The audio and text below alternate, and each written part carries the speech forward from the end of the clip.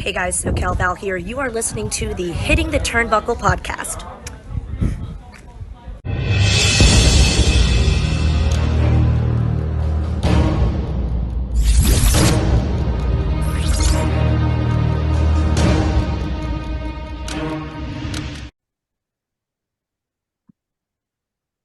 Welcome, everybody, back to the Hitting the Turnbuckle podcast. This is another interview Wednesday. I, as always, am your host, Andy Burrows, and I am joined by my illustrious co-hosts, Mr. Adam Cousins and Dave Robinson. How are you, boys? Evening. Hello, mate. All good. Evening. Well, lads, it's an interview Wednesday. When we started this podcast, we said there are a few wrestlers that we want to interview. One of them we have with us today. Adam, you are the king of the intro, my friend. Who is on today's interview Wednesday on the Hitting the Turnbuckle podcast? Well, we have somebody who definitely a Hall of Famer. We've got somebody who's currently in AEW managing the Murder Hawk Monster, Lance Archer. Obviously going to be coming over to the UK for All In very soon, which we can't wait for. Maybe we should or shouldn't trust him. I don't know. Maybe we'd have to ask a few people that. But it's Jake the Snake Roberts. Jake, good afternoon to you, I believe. Thank you very much. Looking forward to this. Jake, thanks so much for coming on our podcast. We love doing these interview Wednesdays. But like I said at the start of the show, one of the people when we very first started the Hitting the Turnbuckle podcast that we would love to speak to is yourself. So we're truly privileged that you've come on to join us, Jake. One of the questions that we always start with our guests that we speak with, Jake, what do you make of the wrestling industry in 2023? It's a different animal, man. For whatever reason, it's just the lack of these guys being able to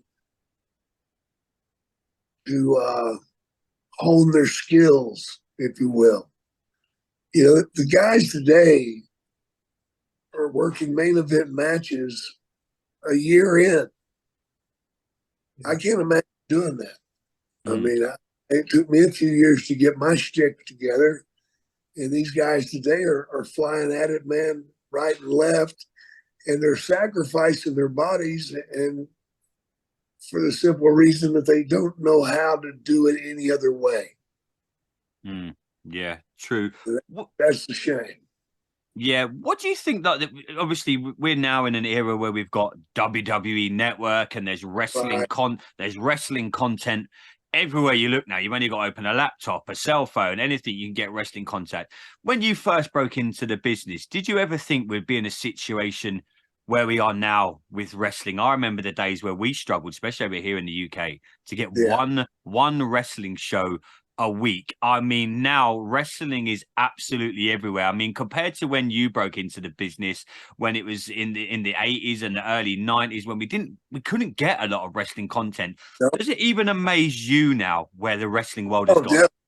It blows my mind.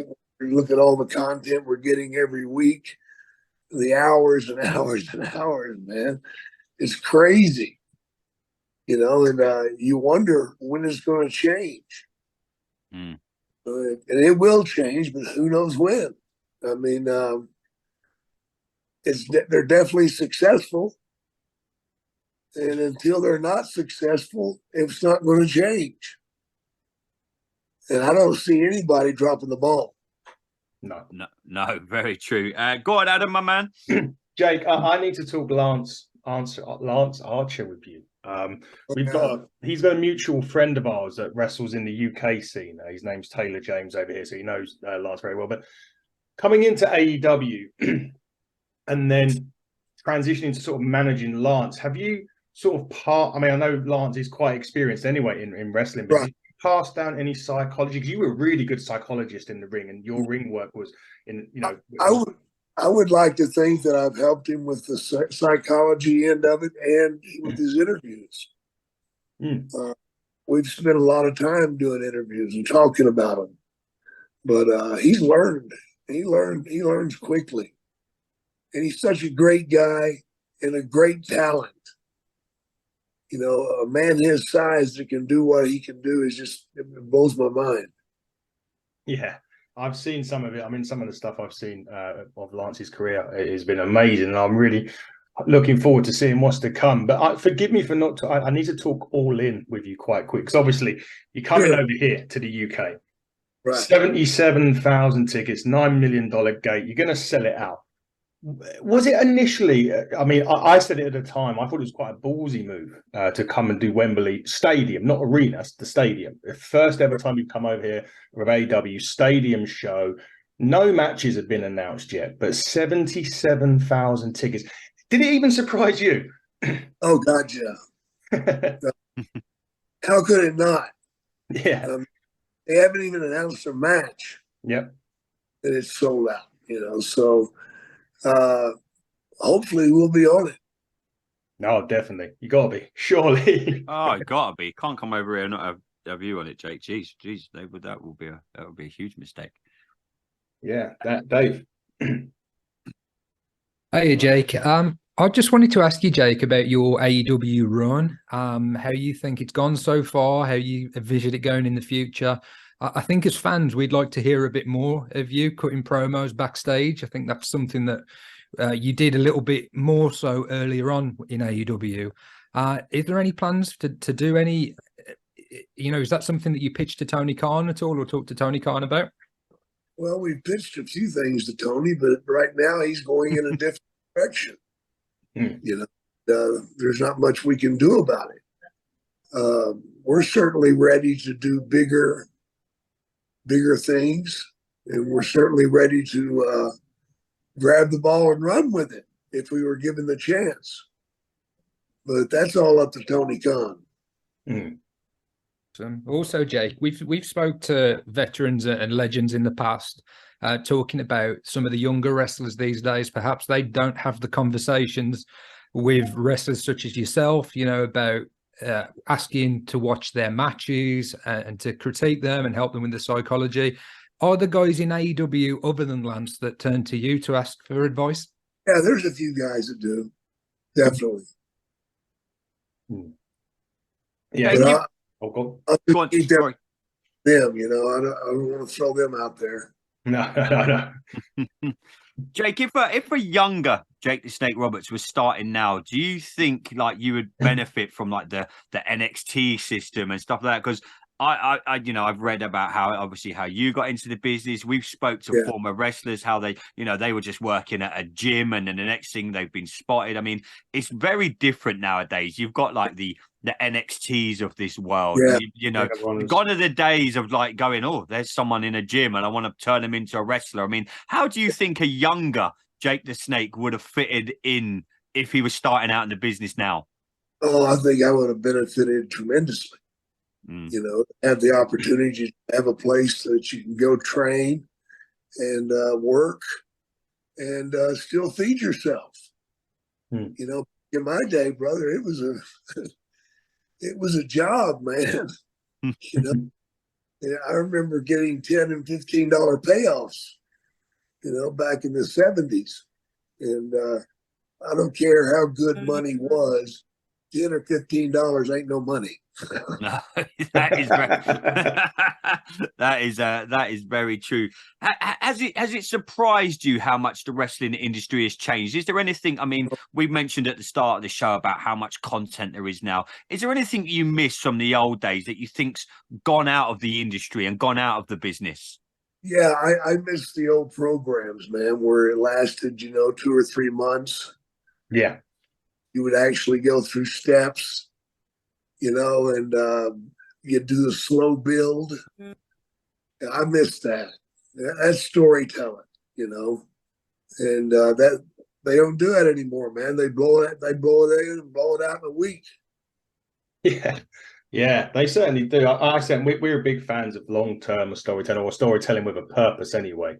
That's definitely the way to go. We last week, for example, and this is a different. We saw Blood and Guts for what was it, the third time on AEW. Does it even nowadays? And we talk about surprise you quite a bit, but how more different things all of a sudden different. We had like a bed of nails and all of this stuff last week. Does it surprise you now how more innovative they're getting in terms of using that sort of concept in wrestling. I wish they wouldn't do it. Hmm. I really do. I mean, there's no need for a bed of nails. There's no need for tubes of glass, barbed wire matches. There's no need for that. Come on. You know, there's just no need for it, but they're still doing it. You know, they're still doing it. I used to like the, oh, go on. Sorry, Jake. The people demand it. They, you know, that's why we used to have a cage match occasionally. That's our big thing then. But now there just seems to be no limit as to what they'll do. Yeah, definitely. I used to, I mean, I've been a big fan of the AW when they've done the 60-minute draws. They've done a few of those, haven't they? And I just like that because it's straight up wrestling and it really showcases the actual talent and what they've got. Because, you know, they're all extremely talented. We're not stupid enough to understand that. But having a 60-minute time draw like Danielson did and people like Omega, but when it actually shows their talent and they're telling that story for a whole hour, those matches are absolutely incredible. Incredible, man. And just for me, it's just such a joy to watch one of those, man. I just sit there and grin the whole time. I'm eating shit, you know. I mean, I just definitely. Dave?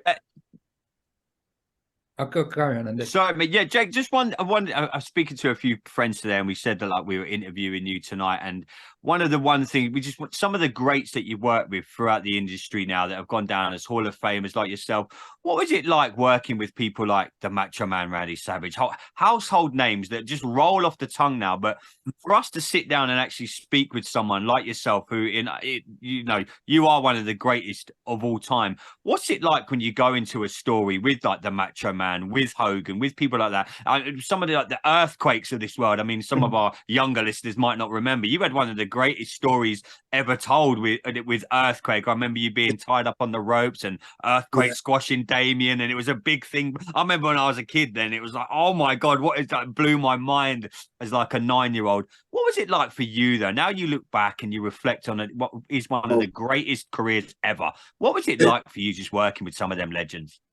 Walking through paradise, man. That's what it was like. I mean, you know, Macho Man, you had to grab a hold of him a little bit and lean on him a little bit so he'd blow up. And then once he blew up, he was easy to wrestle. But, you know, he had so much energy and he was so full of fire and piss and vinegar. In the beginning, you had to hold on to your damn life, man, because he's coming at you 100 miles an hour. But once you settled him down, you go ahead and do it. I love working with Macho Man. I love working with Earthquake. Earthquake was relatively new to the business. He hadn't much work. And we went out there and stole the damn show with that idea. It was a great story. It was so easy. And, you know, working with the Steamboats of the world and Ronnie Garvin, Ted DiBiase, even Bad News Brown. Yeah. And he was having a hard time in his career because his knees were shot. Well, the bottom line is if a guy's got an injury, you work around it. Yeah. And that's what I did. I didn't knock him off his feet. Very seldom did he hit the mat. Because I knew he'd look like a bug on his back trying to get up. During that era, Jake, a lot of people always, you've probably been asked this a few times. I mean, you were the on the tip of everyone's tongue during the 80s and the 90s.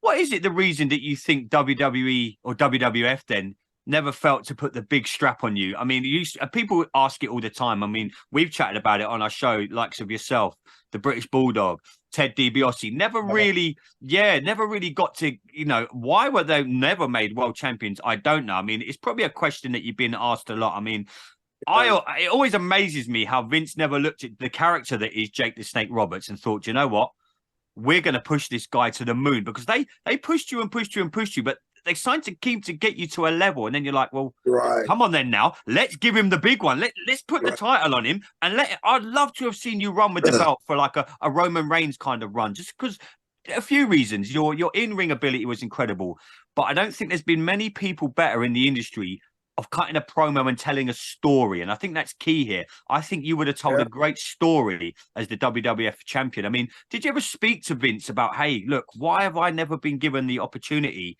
to be the WWF champion? Well, I knew what the answer was. You know, unfortunately, I had some issues. You know, and it's hard to put the horse in a race when you're not sure what kind of shape the horse is going to be in. You know, there's been moments in my career where I lost control of myself and wound up making an ass of myself. But, you know, I would have loved to have had a run with that title. Oh, it would have been incredible. Job, I think I would have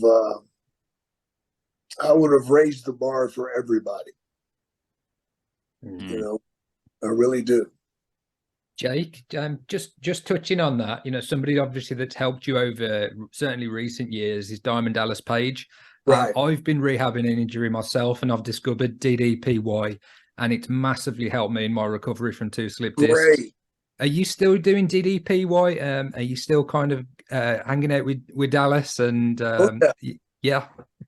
Oh yeah, we still hang out together, and I just got off the phone with him before I came on to do this interview. We were talking about some stuff, and I'll be seeing him next week. So yeah, we still in contact.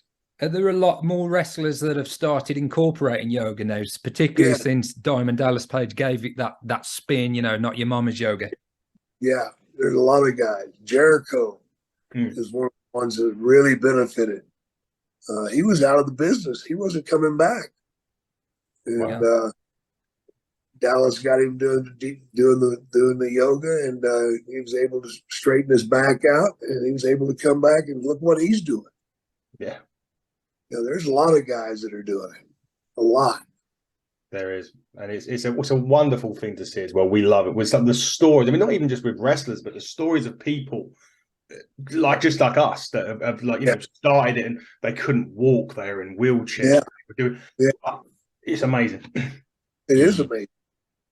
It is amazing. When the DDP and when your documentary come out, which is now probably gone down as one of the greatest wrestling documentaries ever, you know, and for someone like yourself, and you've openly admitted it, you turned your life around. The transformation is incredible. What was the reach out from other wrestlers? You don't have to name names. Were there other people that just reached out to you after that documentary, the DDP stuff, and it said, hey, Jake, look, you've inspired me now to go and get the help I need? Because like you said at the start of this show, you were in a bad place at some times, and that's maybe why the WWF didn't give you the strap. But that documentary, it changed your life dramatically. You know what I mean? We saw physically for our own eyes. Has that helped other people within the industry? And has anyone, have they reached out to you to say, hey, Jake, I could do with some help? There's been several people come to me and talk to me and needing help with drinking and with drugs, and I'm there for them. Not only wrestlers, but I'm there for anybody. You know, I sponsor a few people right now. You know, and you never know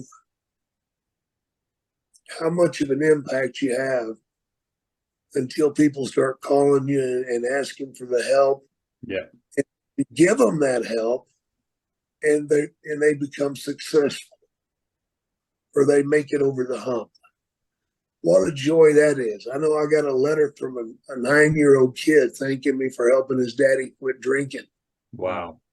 Because now daddy moved back home. That right there did it for me, man. Yeah, that must get you.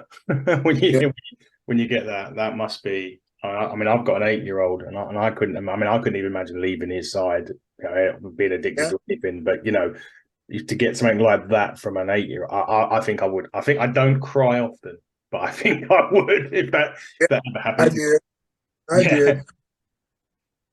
Jake, does it still surprise you to this day that I mean, you mentioned like the young lad there, that the influence that wrestlers, people like yourselves, and you know, we all grew up with people like yourselves, but now we're very privileged to sit down and do things like this.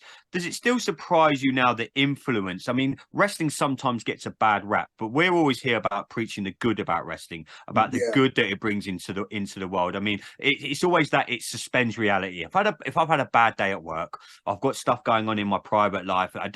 I'll just put on the wrestling. It suspends belief for 2-3 hours a night on a Monday, or you know, whatever night on a Friday or Wednesday. Does it still surprise you now that the influence that the wrestling world? I mean, we're sitting here in 2023. You're still as relevant as I think you've ever been, in my opinion, my friend. You always will be a hero to many of us. Does it surprise you that the influence that wrestling and wrestlers have on the world? Sure, it does. I mean, how could it? And you know, I walk through an airport and then people spot me and want to talk to me and want to tell me a story about what they were doing when they watched me for the first time. It's just amazing, man, how it affects people. And today, it's just, like you said, there's so much of it out there. It's hard not to get touched by it. No, very much so. Go on, that's right, mate. Definitely. So, Jake, one of my favorite memories of you growing up was the Rick Model Martel feud when he sprayed the arrogance in your eyes, and you had a blindfold match of all matches. WrestleMania. Yeah.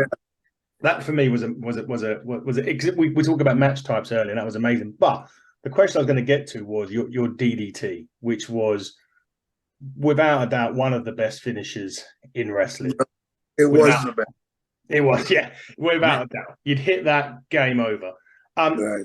I think JR even said last week that no one wins it with DDTs anymore. Does that disappoint you a little bit, that move just is sort of, not say overused, but it's not that clinical finisher like it was? I think it's a shame, but, you know, what are you going to do? It's kind of funny. One way I look at it is every time they do it, all they're doing is throwing my name back out there. Yes. And every time they do it and they don't beat the guy, the fan at home says, damn, when Jake Roberts did it, nobody got up. Yeah. So that Jake must be a tough son of a bitch. And you are. Yeah. Jake, one of the biggest promos in wrestling history, and then it gets played and played and played, was the birth of Austin 316. You played a pivotal role in that night at King of the Ring. You talk about your John 316, well, Austin 316. Did it surprise you how big that went? When you guys were sitting down, obviously going over that and what was going to happen at King of the Ring, did you know then that Stone Cold Steve Austin character and what you helped start really with that whole at that King of the Ring, did you think that it would go as big as it did? Because you can probably talk Austin, Hogan, Jake Roberts, all of them in that, but it went and it's still played till this day. Yeah. I don't think anybody could see how far it went. I mean, I knew that Steve was a great talent, and I was doing my best to make him a star.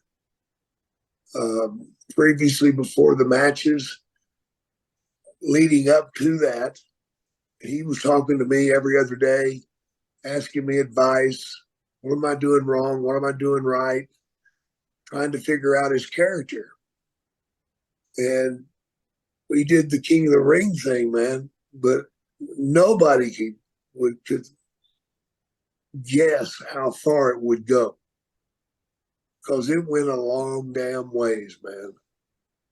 It did. I mean, he became a superstar overnight, and of course they started to build him then, and they built him tremendously. You know who Steve Austin reminds me of nowadays when in AEW, a little bit anyway? John Moxley. Yeah, a little bit. Yeah, he's got a swagger about him anyway. It certainly does. I love that. Jake, one of the things I like about it, I do love the music side of wrestling as well. And I'm really into it. Your music was very sort of, I always called it mysterious or very sort of venomous, like the snake, like the character. how important and does the music, do you think, play inner characters? But we've seen it, obviously. You can look at The Undertaker and you look at people like that, but Yeah, it does play a big part, doesn't it, in the character? it does. It sets the table, so to speak. Mm. When you hit that music, the people recognize it, and boom, the fire is built. Yes. You know, by the time you get to the ring, they're in a frenzy. Yeah. You inside the ring, all you got to do is fart and do an arm drag, and you're there. Fart and do an arm drag. That's priceless. That's going to be a tagline for us going forward. Yeah, that could Fart be. and do an arm drag. Dear. Dave, have you got any further? Yeah, I know we've bounced around a little bit, Jake, talking about different subjects. But in terms of your DDT on AEW, you've teased it a few times. Yeah. And Lance has kind of stopped you. Are you kind of, do you think that is just building the anticipation and one day you're gonna land it? What do you think? Yeah, we all know the answer to that question. That's kind of what I'm hoping. Yeah. Oh yeah. Because the crowd, obviously, the reaction, they always start booing when Lance stops you. But I'm just thinking that that's something that we're going to see time and time again and get that big payoff. It's going to happen. Cool. It will do. Jake, Collision is another thing AEW have just literally debuted 4 or 5 weeks ago. We have mentioned on this show, we watch it every week, we do a review. The look and feel of it is different to Dynamite, which we think is a really good thing, that it looks, the difference, the way it's presented and everything like that. It's really impressed us how it started, and it has that different feel because we feel it's needed. But how do you think Collision's gone in its infancy? I mean, to be honest, AEW is still in its infancy, really, but Collision more so because it's only like 4 or 5 weeks in. So beautiful to watch, man. Mm. And it does have a different look. It has a different taste. It has a different feel to it. And I love it. I love it, man. I think the people love it too. Yeah, we do. I like they do a bit old school at the start. They do like the pre-show promos, like they used to how they used to start the main event. Yeah, and they used to just like they done Juice and Jay White and people like that were cutting the promo, and FTR were cutting their promos before the match. I used to love that stuff in the 80s and 90s. I think it's really great they brought that back as well. Yeah, I agree. It is a good nod to the past. Jake, what if you were to go and give young Jake the Snake some advice now, knowing everything you know about the wrestling industry, knowing about everything you know that's happened in life? I mean, people, when you talk, people listen, and I mean that in the kindest way. Everything you've done in the wrestling industry, everything that's happened to you outside of the ring, you're the true image of someone that's been through it all, come out the other side, and can tell the story. What advice would you go and give to a younger Jake the Snake Roberts that was getting involved in wrestling and just in life in general? Yeah, I think the first thing I would say is stay sober and stay clean. And probably one of the bigger things is seek out someone to talk to. Yeah. Because I had a lot of issues that were eating at me and tearing me apart that had nothing to do with wrestling. Mm-hmm. But they were still there. And that's the stuff that caused me to try to self-medicate, to forget it. So, yeah. Do you think there's a stigma around wrestlers, though, that, you especially when the era that you were in, yourself, DiBiase, Hogan, Savage, there's that stigma of, these big, tough wrestlers, they can't seek help. Whereas I think now in 2023, it's probably easier for these guys to go, do you know what? Look, hey, I can go and reach out to a Jake Roberts. I can go and reach out to anyone. There's not that stigma around that. No, you've got to bottle it up and handle it yourself. So we gotten a lot smarter over the years, We just given up and decided we'll do anything to get that monkey off our backs. Yeah, no, definitely. Jake, just finishing up, we're going to finish on a light-hearted note. Tales from the road. Is there any story that you can tell us from the road that maybe you haven't told before, or maybe because we've been very fortunate to speak to some wrestlers and they've had some great stories from the road. I mean, I know WWE do the documentary where they're all in a car, but that's very watered down. I can imagine some of the things that went on when you guys were up and down the country back in the 80s and the early 90s. Well, I can tell you about me riding with the Freebirds, and Buddy wanted to piss, so he begged him to pull over so he could piss. And Michael and Terry Gordy were sitting up front, and they said, "Fuck you, Buddy, we're not pulling over." So Buddy pulled his dick out and just pissed over into the front seat. As you do. Brilliant. Outstanding. Oh my God. Later it turned at night, there was another round of it, and there wound up being a shit fight. Shit fight. It sounds like a match type. Yeah, don't give WWE That's any not ideas. what you pitched to Tony Khan, is it, Jake? Yes. Yeah. Oh my God. Jake, just to finish it, just lastly, I mean, I'm hoping this is the case. I mean, we see we're enjoying what the direction that AEW are going. We hear of like some great names backstage.